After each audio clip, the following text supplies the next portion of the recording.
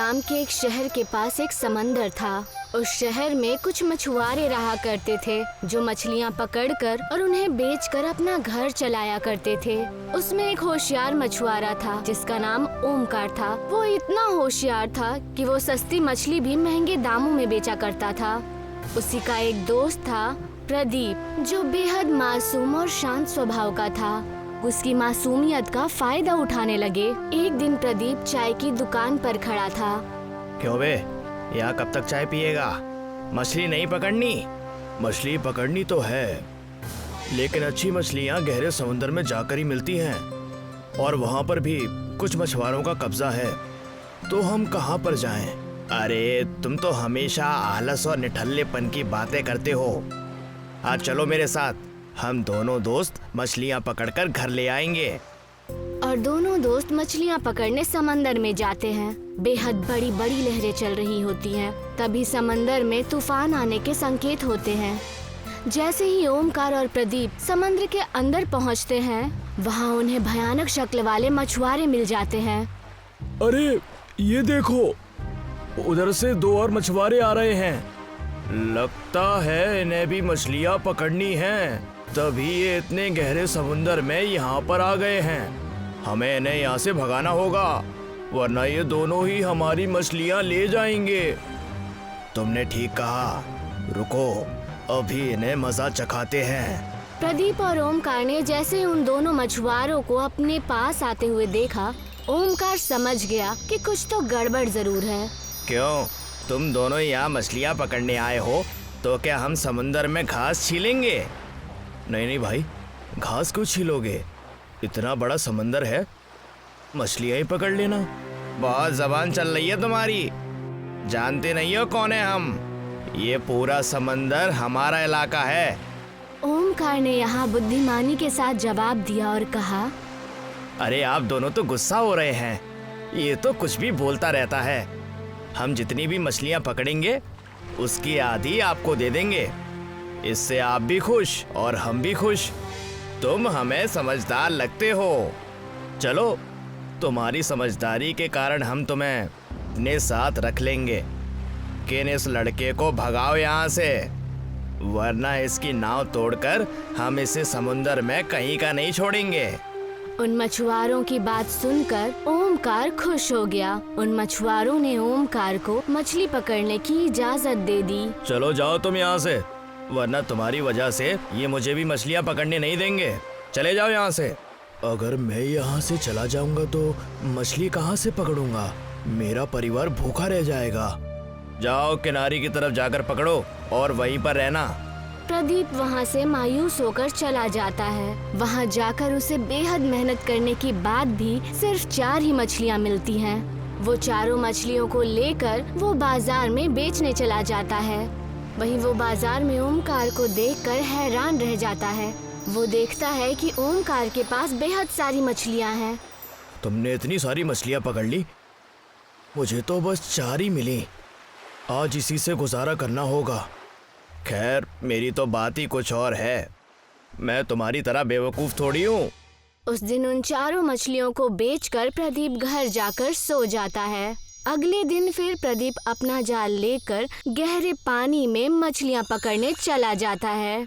उस दिन समंदर में तूफान आया और जोर से बारिश होने लगी। ज्यादा तूफान और जोखिम की वजह से समुद्र पूरी तरह खाली था, लेकिन अपने परिवार को पालने के लिए प्रदीप मुसीबत मोल ले लेता है। अगर मैंने आज भी मछली नहीं पकड़ी तो गड़बड़ हो जाएगी। कैसे भी करके आज मछलियाँ पकड़नी है मुझे। गहरे समुद्र में जाने पर बेहद जोर से तूफान उसकी तरफ आने लगा और देखते ही देखते तूफान ने प्रदीप की नाव को अपने कब्जे में ले लिया। लगता है मेरी नाव पलट जाएगी। हे भगवान, हे भगवान! आ, आ, आ, आ, आ, आ। समुद्र की तूफान खत्म हो जाने के बाद जब प्रदीप की आंखें खुली तो वो हैरान रह गया। उसने देखा कि वो किसी अलग दुनिया में ही है। पूरा समंदर उसे शहद का दिखाई दे रहा है और उसमें मोटी मोटी मछलियाँ तैर रही हैं। ये मेरे साथ क्या हो गया? कहीं मैं कोई ख्वाब तो नहीं देख रहा हूँ? मेरी नाव कहाँ है? प्रदीप अपनी नाव के पास जाता है और समंदर से बेहद सारी मोटी और तंदुरुस्त मछलियाँ पकड़ लेता है। यहाँ तो खूब सारी मछलियाँ हैं और सभी मछलियाँ बड़ी बड़ी और एकदम तंदुरुस्त। भगवान तेरा लाख लाख शुक्र है। प्रदीप सारी मछलियाँ लेकर बाजार में बेचने जाता है। वहीं उसे ओमकार नजर आता है, जिसकी टोकरी में सिर्फ 4 ही मछलियाँ होती है और प्रदीप की टोकरी पूरी मछलियों से भरी होती है। ताजा ताजा मछलियाँ, सस्ते में मछलियाँ। हाँ, और ये वाली कितने की दी? और ये कितने की है? अच्छा। कुछ ही मिनट में प्रदीप अपनी सारी मछलियाँ बेच देता है। ओमकार को ये बात हजम नहीं होती, लेकिन कुछ दिन ऐसे ही चलता रहता है। प्रदीप हमेशा मीठे समंदर में जाता है और मछलियाँ पकड़कर बेचता है। देखते ही देखते कुछ दिन बीत गए। ओमकार ने एक दिन जलन के मारे समंदर में प्रदीप का पीछा किया। प्रदीप रोज की तरह मीठे समंदर में जा ही रहा था कि तभी तूफान आ गया। ये देखते ही ओमकार की आंखें फटी की फटी रह गई। प्रदीप को तूफान में जाता देख ओमकार भी उसी तूफान में चला गया। कुछ ही देर में दोनों मीठे समंदर में पहुंच गए। अच्छा, तो ये है तुम्हारे ज्यादा मछली पकड़ने का राज। यहाँ से तुम अमीर हो रहे हो और लोगों को बेवकूफ बना रहे हो। तुम यहाँ कैसे? चले जाओ यहाँ से। इस समंदर को मैंने ढूंढा है। चले जाओ और एक भी मछली छूना मत। अरे बेवकूफ, तुम मछलियों के पीछे पड़े हो। यहाँ देखो, इतने सारे शहद और मीठे शक्कर के पत्थर पड़े हैं।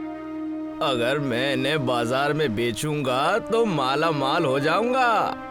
क्या मतलब? जरा ध्यान से देखो। इस जगह तुम्हें जो भी चीज नजर आ रही है, ये सारे ज्यादा मछली से महंगे और खूब सारे हैं। अगर मैं इन्हें एक बार में ले जाकर बाजार में बेच दूं, सारी जिंदगी मुझे कुछ नहीं करना पड़ेगा। लेकिन तुम लालच कर रहे हो। मछलियों से हमारा व्यापार अच्छा चल जाता है। खामखा हम इतना लालच क्यों करें? तुम चुप रहो और अपना काम करो।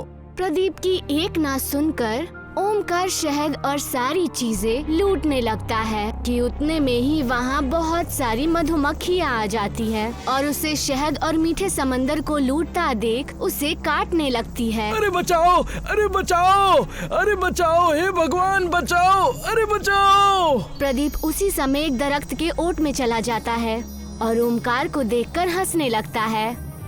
लो, ये लो लालच का नतीजा। मिल गया ना प्रसाद तुम्हें, और बनो अमीर। इसी तरह मीठे समंदर से मछलियाँ पकड़कर प्रदीप मछलियाँ बेचकर अमीर हो जाता है और ओमकार को उसके लालच की सजा मिल गई थी और प्रदीप और उसका परिवार खुशी खुशी रहने लगता है।